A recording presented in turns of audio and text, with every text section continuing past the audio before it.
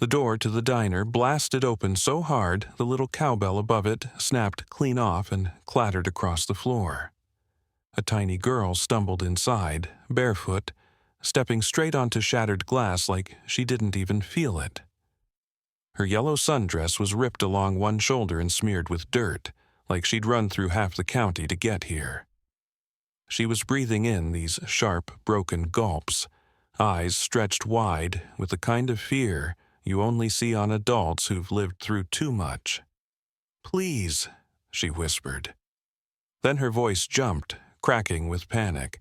"Please, someone, he's coming." It was just after the lunch rush on that stretch of Route 9, so only a handful of us were still hanging around. Betty, who owned the place, was cleaning tables the same steady way she had for 30 years. 2 truckers were working on their 3rd cups of coffee, and in the corner booth sat the 3 of us, patched members of the Iron Riders MC. Everything in the room froze. I watched our president, Hawk, set his fork down slow, like he was giving the moment time to explain itself. Hawk had one of those faces carved by weather and hard miles, sharp eyes that didn't miss much even after 5 decades of road grit. Next to him was Jonesy, broad as a refrigerator, gray beard falling nearly to his chest. Across from them sat Cruz, the youngest of us, his forearm marked with the jagged scars from a crash a couple years back. The girl's eyes darted around the diner, trying to size up every soul in the room. Then her gaze stopped on us, on the bikers. Something changed in her face right then. It wasn't relief exactly, more like recognition, like we were the reason she ran here in the first place. "Miss," Betty said gently, stepping toward her. "Are you?" The girl shook her head hard enough to make her hair whip. "He's coming right now, please." Hawk stood, his chair scraping loud against the linoleum. When he spoke, his voice carried this steady, grounding tone, the kind people trust without thinking. "Who's coming after you, sweetheart?" "Mr. Garrett," she choked out. He said nobody would believe me, said I make things up." Before any of us could say another word, the door opened again. A man walked inside, smooth, calm, like he'd practiced this entrance in a mirror. Khakis, a clean polo shirt, salt and pepper hair trimmed neat, and a wedding ring catching the overhead light just right. Everything about him screamed, respectable citizen. "There you are, Emma," he said, his voice sweet enough to rot teeth. "Sweetheart, you scared me half to death." The girl, Emma, pressed herself back against the counter, shaking her head over and over. "No, no, no, no." The man scanned the room like he was checking boxes. Then he smiled at Betty. "I'm terribly sorry for the commotion. My daughter, well, sometimes she gets confused. She has episodes." Hawk didn't step forward, but somehow his presence filled the whole diner. "That so?" he asked quietly. The man turned to him, sticking out a hand like we were supposed to care. "Richard Garrett. I'm a counselor at Riverside Elementary. Emma's under my care at the school. Poor child struggles with behavioral issues. She runs off when she's overwhelmed." None of us shook his hand. Jonesy had straightened in the booth, suddenly alert. Cruz's fingers tapped the table once, then went still. Those of us who know Cruz know that's a sign he's paying attention. Emma's voice barely made a sound, but in the silence it carried clear as a siren. "He's lying." Garrett's smile twitched, just for a second, but it was enough. "Emma," he said, "we've talked about this. Making up stories won't help anyone." Betty looked torn, glancing between them. "Sir, maybe we should call the school." Emma shot forward like she'd been waiting for someone to suggest it. "Call Principal Davies. She knows me. She knows I don't lie." Garrett chuckled, but the sound was hollow, like something scraping metal. "Well, of course, though school ended hours ago. I doubt Principal Davies is still there. He stepped toward her. Come on, sweetheart. Your parents are worried sick. My parents are in Seattle, Emma said, her voice suddenly firmer. For my grandma's funeral, that's why you picked today. The air changed. You could feel it. Hawk's eyes narrowed. Picked today? For what? Garrett kept smiling, but it didn't reach his eyes. I appreciate your concern, but this is a family matter. I'm not his family, Emma snapped. I'm not anyone's family right now. That's the whole point. She turned to Hawk, words tumbling out fast. He's been watching me since my parents started working late. He drives kids home, the ones nobody waits for. And Sarah Martinez, she disappeared 3 weeks ago. Everyone said she moved, but she didn't. I saw her backpack in his car.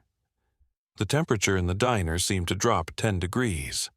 For the briefest moment, Garrett's mask slipped, cold calculation flickering across his face before he forced the smile back. This is absurd, he said sharply. Emma, accusations like that can ruin lives. Cruz rose to his feet and silently positioned himself in front of the door. Not threatening, just blocking the only exit that mattered. Jonesy stood too, his voice gravelly. Kid sounds awfully specific for someone who's just confused. Garrett's jaw tightened. I don't appreciate what you're implying. I'm a respected educator. I've worked with troubled children for 15 years. Then you shouldn't mind us making a quick call, Hawk said calmly. Principal Davies, right? Betty, you mind grabbing your phone? Betty was already pulling it out, hands trembling. What's the school called, honey? Riverside Elementary, Emma breathed. Please hurry. Garrett's composure cracked another inch. This is harassment. I could have you arrested for interfering with a guardian's rights. Guardian, Cruz said, finally speaking. Thought you said you were a counselor.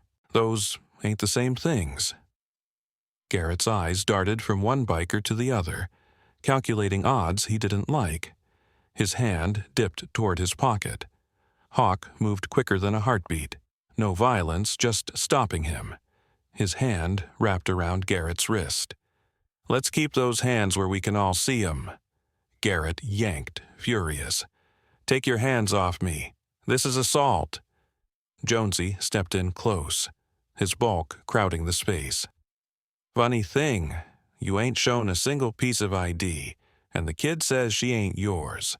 Sounds like we got ourselves a situation here. Behind the counter, Betty was already on the phone. Hello? Yes, I need Principal Davies, please. It's urgent. It's about a student named Emma. Betty went silent for a second, listening to whoever was on the other end of the line. Then all the color drained from her face. She is. Since when? She whispered. Another long pause. I see. Yes. Yes, I'll hold. Emma's voice came out thin and trembling. What? What did she say? Betty covered the receiver with her hand and looked at us, her eyes wide and shaken. Principal Davies filed a missing child report this morning. Emma didn't show up for school, and nobody could reach her parents. They called the emergency contact. She swallowed. The counselor, Mr. Garrett, he said he'd drive by the house to check on her. The diner went dead quiet. Heavy, suffocating quiet. And right there, Garrett's entire expression changed. All that polished friendliness he'd been wearing like a mask slid right off, revealing something colder underneath. Hard. Empty. You people have no idea what you're doing, he hissed. Pretty sure we do, Hawk said calmly, still holding Garrett's wrist like it was nothing. Betty, tell the principal to call the police. Let her know Emma's safe with us, and tell her to get them here fast. Already doing it, Betty said, her voice shaking but steady. Garrett's lips curled into a smile. Then, A different smile, sharp as broken glass. You think any of this matters? Think anyone's going to take a kid's word over mine?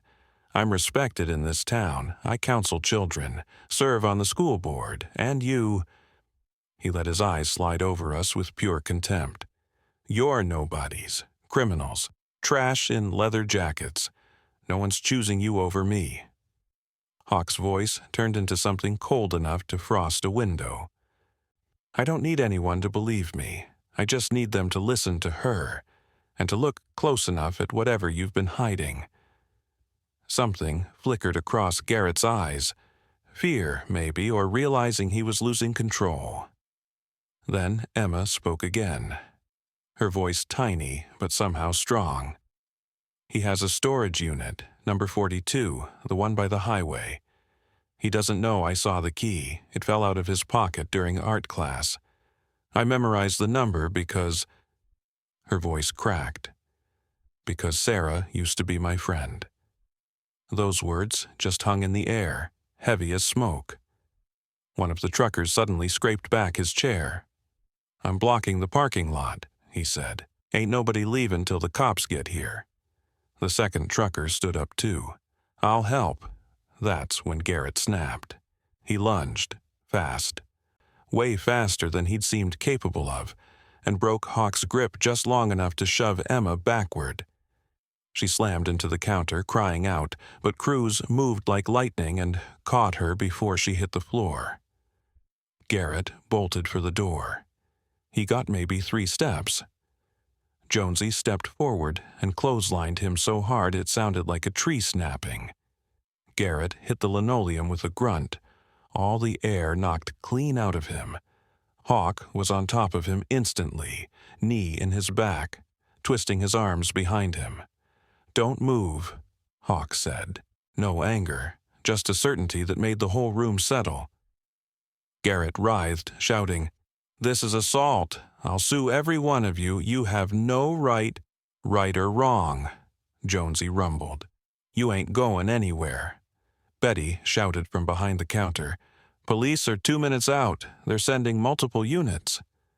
Emma stood frozen in Cruz's hold, her small body trembling. Then the tears finally came, silent, steady, like something inside her had finally broken loose. "You did good, kid," Cruz murmured. "Real good." "He said no one would believe me," she whispered, voice shaking. "Said I was nobody. Said my parents left me, so it didn't matter."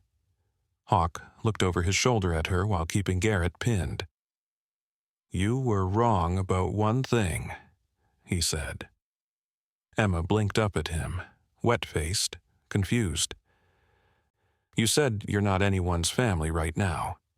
He softened just a little, just enough. "Road takes care of its own, always has. You ran to us for help. That makes you ours. Nobody touches you while we're breathing." Seconds later, the rising wail of sirens filled the air, growing louder and louder. Garrett stopped struggling. His face pressed to the floor, and when he spoke it was barely audible. "You don't understand," he gasped. "There are others, people who will, then they can come find us," Jonesy said simply. No bragging, no heat, just truth. "We'll be here." The police arrived in a blur of lights and doors slamming.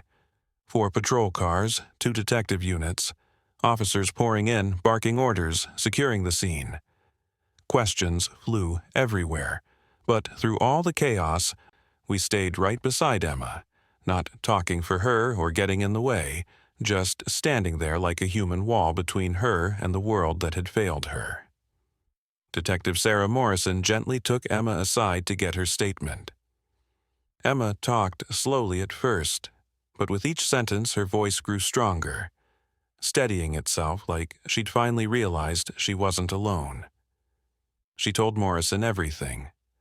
How Garrett isolated certain students, how he volunteered for extra duties, how he gained trust first, then exploited it, how he convinced her adults wouldn't believe her.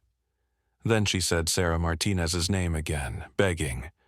"Storage Unit 42. Please check it. She might still be alive." Morrison nodded, already speaking into her radio. An hour later, when officers pried open that storage unit door, they found more than evidence. They found Sarah. Alive, shaking, weak, but alive. And they found files, names, photographs, locations, proof of a network that stretched far past one school or one town. By sunset, news vans were rolling in. Through all of it, we stayed. Gave our statements, ignored the side-eyed looks from a few officers who saw leather vests instead of human beings. But Morrison saw through all that. She'd been around long enough to know you don't judge a man by the patches on his back. When Emma's parents finally arrived, straight from Seattle, bags still in hand, her mother hit her knees in the parking lot and wrapped that girl up like she'd found a missing piece of her soul. Her father stood behind them, crying openly, unable to get a single word out. Emma pointed at us through her tears. "They saved me," she said. "He was right there, and they didn't let him take me." Her father turned to Hawk, stuck out a trembling hand, and choked out one sentence. "Thank you. God, thank you." Emma's dad still had Hawk's hand in his when he tried to speak again. "If you hadn't," Hawk shook his head and squeezed his hand once, firm. "Your little girl saved herself," he said. "She's the one who paid attention. She remembered the details. She had the guts to run. All we did was stand in the way long enough." Emma's mother wiped at her eyes, tears streaking down her cheeks.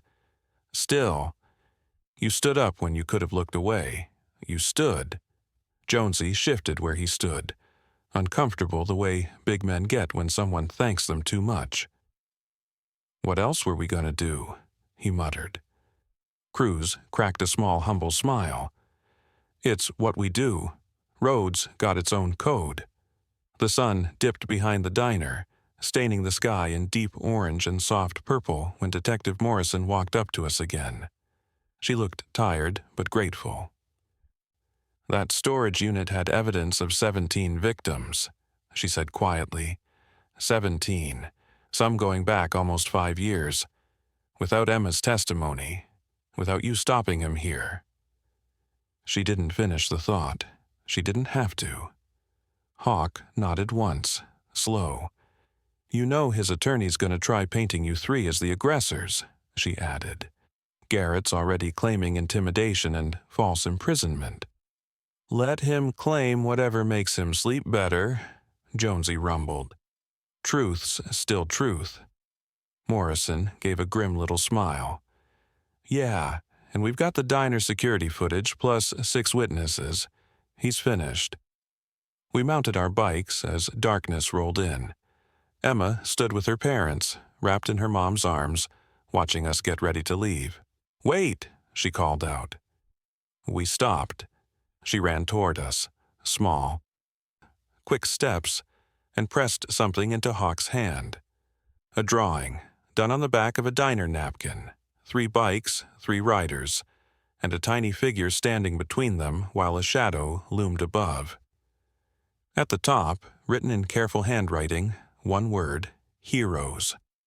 Hawk stared at it for a long, quiet moment before folding it carefully and slipping it into his vest. "You keep being brave, Emma," he told her. "World needs more folks like you." "Will I ever see you again?" she asked. He gave her a soft smile, the kind that made his weathered face look a little younger. "Road's long, kid, crosses paths more often than you'd think." Our engines came alive, deep and growling. As we rolled toward the highway, Cruz glanced back at the diner now bursting with lights and law enforcement. "You think she'll be okay?" he asked over the comm. "She spoke up when it counted," Hawk answered. "Strength like that doesn't just disappear." Jonesy chimed in with a low rumble. "Kid's got fire. She'll be better than okay." We rode into the night. 3 shadows stretched across the deepening sky, no destination, just miles of white lines pulling us forward. Behind us, the diner faded smaller and smaller, but the weight of what had happened didn't vanish. It settled into us. Not heavy, purposeful. If this story touched something inside you, take a second to like, share, and subscribe to Stories of Old Ryan. We tell the stories that prove heroism doesn't always look like capes or badges. Courage doesn't come from size, age, or strength. It comes from speaking up, from noticing what others don't, from refusing to look away. Tell us in the comments, have you ever caught something important that others missed? Your story might be the one that inspires someone else. Months later, Hawk got a letter. Local postmark. Handwriting neat and careful. Inside was a photograph. Emma stood between her parents at some community event, holding a medal, the principal's award for courage. Her smile wasn't the shaky one we saw that day. This one reached her eyes, full and bright, like a kid who finally had her childhood back.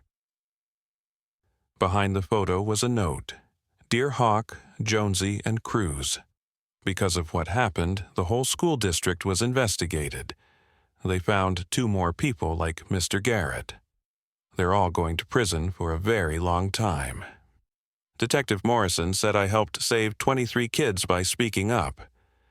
My parents let me get a dog. Her name is Harley because Mom said I could pick any name I wanted. Thank you for standing when you could have sat. Thank you for listening when you could have ignored me. Thank you for believing me when he said nobody would. I'm going to be brave every day, just like you taught me. Your friend, Emma. P.S. I'm learning to ride a bicycle. Maybe someday I'll get a motorcycle too. Hawk read the letter twice before handing it to Jonesy and Cruz. We were sitting in our usual kind of booth, but in a different town, different diner, different stretch of endless highway. Yet some things never changed. The road, the coffee, the code. Kids doing good, Cruz said. Better than good, Jonesy answered. Hawk folded the letter just as carefully as he had the napkin drawing and tucked them both into his vest. Road provided when she needed it, he murmured. That's what matters. Outside, our bikes gleamed under the afternoon sun. The highway stretched out both directions, miles of possibility. Out there, someone else might need help. Someone scared, someone running, someone praying for the right people to be in the right place at the right time. And when that moment came, we'd be ready. That's what the road demanded. That's what we'd sworn to. The road brought the lost to people who wouldn't turn away. It tied strangers together in moments of crisis. It built families out of nothing but need and courage and the simple act of standing up. We paid the bill, left a big tip, and stepped into the sunlight. Engines thundered to life, a sound carrying equal parts freedom and purpose. As we rolled onto the highway, Hawk thought about Emma's last line. Maybe someday she really would ride. Maybe she'd find her own road, her own courage, her own moments where standing up mattered more than staying safe. The thought made him smile. Where to, boss? Cruz asked over the comm. Hawk stared at the horizon, where the sky kissed the asphalt in one long line. Forward, he said. Always forward. And so we rode, 3 riders against the wide, open world, carrying with us the weight of one child's courage and the reminder that heroism doesn't come from being fearless or strong. It comes from showing up, from standing between the vulnerable and the ones who mean them harm, from believing the unbelievable when a scared voice begs for help. The road had no end, but every mile mattered. Emma had reminded us of that, barefoot, terrified, and brave enough to run toward strangers she hoped would stand. And we had. Miles stretched ahead, full of unknown tomorrows. But behind us, somewhere in a quiet house, a little girl named Emma was learning to be brave every single day. Thank you for listening. If this story reminded you to trust your instincts, to speak up when something feels wrong, and to never underestimate the smallest voice, please share it. Subscribe to Stories of Old Ryan for more stories that prove heroes walk among us. Courage comes in all shapes and sizes. Sometimes the littlest person in the room carries the biggest truth. Tell us in the comments, what would you have done in Emma's place?